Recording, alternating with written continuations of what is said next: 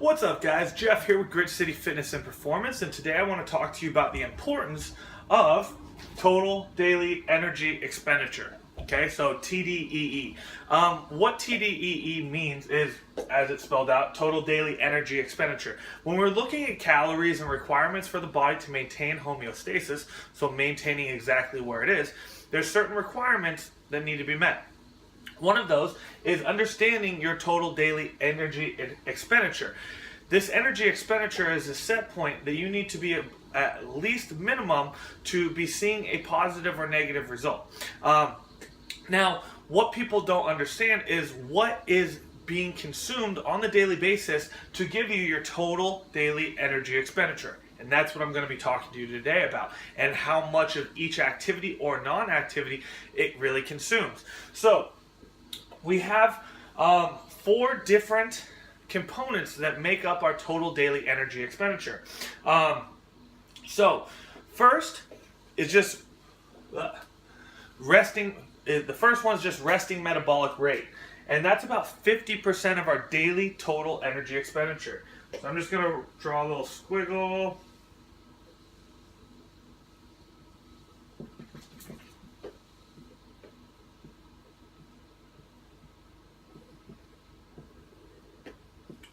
So, resting metabolic rate takes up about 50% of our total daily energy expenditure. What resting metabolic rate is grabbing another pen. Resting metabolic rate is the metabolic rate that your body is going through on a consistent basis under no stress or strain. So, your resting metabolic rate is actually being activated and utilized at all periods throughout the day. Okay, so if you're just sitting at work, your resting metabolic rate is going on. If you're laying down sleeping, your resting metabolic rate is currently active. Okay, and that takes up about 50% of total daily energy expenditure. From there, we have thermic effect of food. So I'm going to make another squiggly line. Oops, this pen doesn't really work, so we're not going to use that one.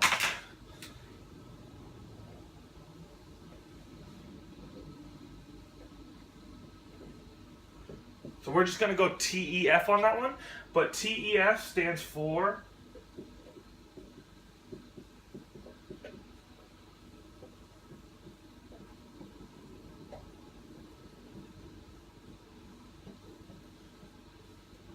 thermic effect of food. Okay, sorry if you can't read that.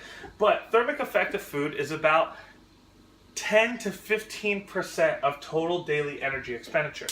Thermic effect of food is, if you've ever heard of there's no free lunch, this is a good example of it. Thermic effect of food is when you're consuming food, the body has to utilize energy to break it down and consume it for your body to be able to utilize it properly. So to do this, your food is actually metabolic in a sense. It has a thermic effect that creates your body to have a daily total energy expenditure to utilize, break down, and process it. So that's about 10 to 15% of your total daily energy expenditure. And that again is TEF, or thermic effect of food. Okay? From there, we have what's considered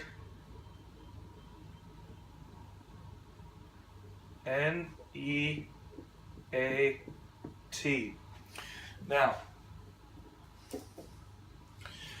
Now, what NEAT stands for is, I need to find my eraser again.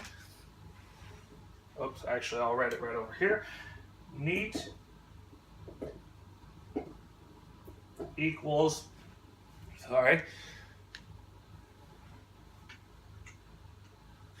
it means non-exercise activity thermogenesis. Okay? So, what NEAT means is non-exercise activity thermogenesis. Basically, this is the body's breakdown of all activities that you do. So you wake up, you sit up, you move around the house, you go walk from your car to your work, you walk from your office to, get lunch. All these exercise specific activities that you are doing on a daily basis is what NEAT stands for. So non-exercise activity thermogenesis. Now, primarily, this is going to be higher than most people's exercise, which is going to be the last component, but NEAT takes up about 20 to 25% of total daily energy expenditure. So, again, that's just your basic daily non-exercise activities, so anything that you are doing on a daily basis. Now, again, this is typically going to be higher than most people's exercise, unless you're someone that might be like a desk worker, that just sits all day long, doesn't move, doesn't get active at all, but then is training for a triathlon or marathon, something like that. Then this might be a little bit closer or flipped slightly. However, typically for most people, non-exercise activity thermogenesis is about 20 to 25% of their total daily energy expenditure. Again, if we start back at the bottom, resting metabolic rate takes up about 50% of our total daily energy expenditure. About 10 to 15% is the thermic effect of food.